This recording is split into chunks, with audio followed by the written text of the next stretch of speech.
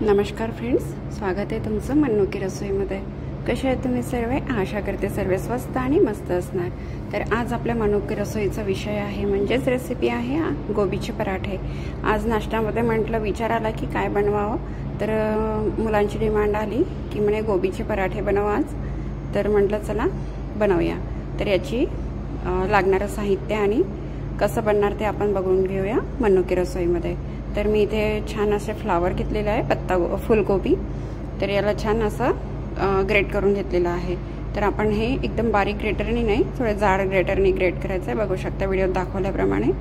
आणि त्यानंतर आपण इथे मीठ टाकून घेऊया, कारण की काय आहे की याचं पाणी आपल्याला पूर्ण एक्झिस्ट करायचं आहे, म्हणून आपण मीठ टाकून थोडा वेळ याला सोडून देऊया 10 मिनिटांसाठी। तर बघू शकता याप्रमाणे आपण मीठ टाकून याला छान मिक्स करून घ्यायचं आहे, जेणेकरून हे या गोबीमध्ये जेवढं पण पाणी आहे ते पूर्ण बाहेर काढून घेईल आणि खूप छान असे पराठे बनतात।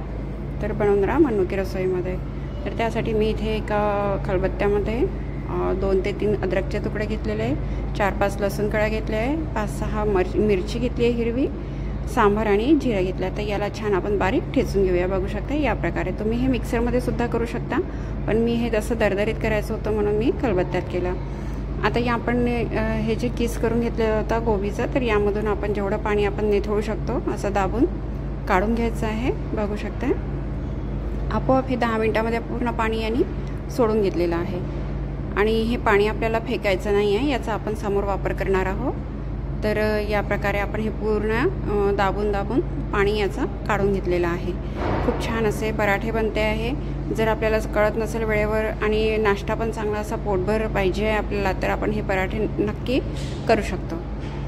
त्यानंतरची प्रोसिजर आहे, मी एका कढईमध्ये तेल टाकलं आहे, त्यामध्ये जिरं टाकलेलं आहे आणि जो आपण बारीक केलेला होतं मिरची अद्रक वगैरेची जे पेस्ट होती ते टाकून घेतलेली आहे। त्यानंतर आपण जे गोबीचा किस करून घेतलेला होता, तर तो किस इथे आपण टाकून घेऊया आणि हलकं हलकं याला थोडं सॉटे करून घ्यायचं आहे, म्हणजे 5 मिनिटापर्यंत।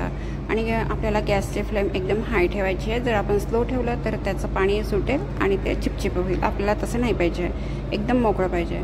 तर मी इथे परत अर्धा चम्मच तिखट टाकून घेतलेलं होतं। तर बघू शकता किती सुटसुटे झालेलं आहे, मोकळं झालेलं आहे, एकदम चिपचिप झालेलं नाही। जर तुम्ही हे स्लो फ्लेमवर कराल तर याचं पाणी परत सुटेल आणि हे चिपचिप होईल आणि मग पराठे जमणार नाही। तर आपण जे पाणी एक्झिट करून घेतलेलं होतं गोबीमधलं, तर त्यामध्येच आपण कणिक घेऊन मळून घेऊया। तर ते हेल्दी पण बनते आणि वेस्ट पण होत नाही आणि पराठे पण असे छान सॉफ्ट बनते। तर बघा या प्रकारे आपल्याला डो तयार करून घ्यायचा आहे, एकदम सॉफ्ट, खूप कडक नाही आणि खूप सॉफ्ट नाही।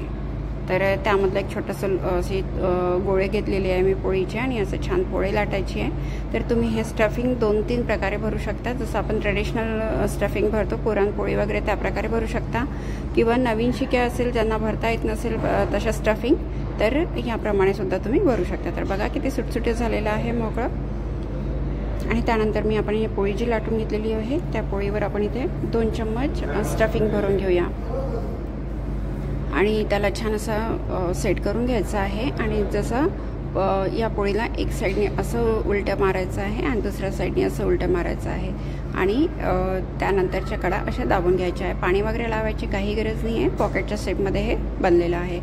तर बघा हातानेच त्याला थोडं बोटाने चिपकावून घ्यायचं आहे आणि थोडं थोडं प्रेस करायचं आहे बोटाने, हलक्या हलक्या हाताने। तर नवशिके जरी असेल ना तरी हे आरामात बनवू शकते। तर या प्रकारे हलक्या हलक्या हाताने लाटून घ्यायचं। तर बघा स्टफिंग कुठेही बाहेर येत नाही आहे, छान असं बनते आहे पराठा। तर बघा या प्रकारे आपल्याला इथे लाटून घ्यायचं, थोडं थोडं हाताने सरकवत राहायचं आहे। आणि त्यानंतरची प्रोसिजर आहे की आपण ट्रेडिशनल पद्धतीने कसं बनवायचं आहे। त्यानंतर मी जो हा पराठा लाटलेला होता तो मी शेकून घेतलेला आहे। तर आपण इथे लोह्याचा तवा वापरलेला आहे, जेणेकरून जर होत असेल तुमच्याने शक्य तर लोह्याचाच तवा घ्या। त्याने काय होतं की यामध्ये जेव्हा आपण शेकतो ना तेल लावून, तर त्याचा जो स्मोकी फ्लेवर येतो तो खूप छान वाटते। तर म्हणून, नाही तर अदरवाईज काही प्रॉब्लेम नाही आहे। तर या प्रकारे आपल्याला थोडं तेल टाकून, जर तुम्ही बटर किंवा तूप वापरत असेल तर ते सुद्धा टाकलं तर चालेल, पण मी तेल टाकलेलं आहे। आणि या प्रकारे खरपूस होईपर्यंत आपल्याला भाजून घ्यायचं आहे। तर बघू शकताय या प्रकारे आपला पराठा तयार झालेला आहे। त्याच प्रकारे मी दुसरासुद्धा तयार करून घेतलेला आहे, तो पण आपण याच प्रकारे शेकून घेऊया। दुसरा प्रकार म्हणजे असा होता की जसं आपण पुरणपोळी भरतो ना त्या प्रकारे आपल्याला दुसरा पराठा भरायचा होता। तर या प्रकारे आपण एक एक करून पूर्ण गोळे म्हणजे पराठे भरून घेतलेले आहेत स्टफिंगचे आणि असे खरपूस होईपर्यंत भाजून घेतलेले आहे। तर बघू शकताय या प्रकारे व्हिडिओत दाखवल्याप्रमाणे आपण सर्व करून घेऊया। तुम्ही दह्यासोबत किंवा लोणच्यासोबत किंवा तुमच्या मनपसंत चटणीसोबत तुम्ही हा पराठा सर्व करू शकता। तर बघा एकदम सॉफ्ट झालेले आहे आणि आतमध्ये जे त्याची फिलिंग आहे ती सुद्धा एकदम सुटसुटीत आहे।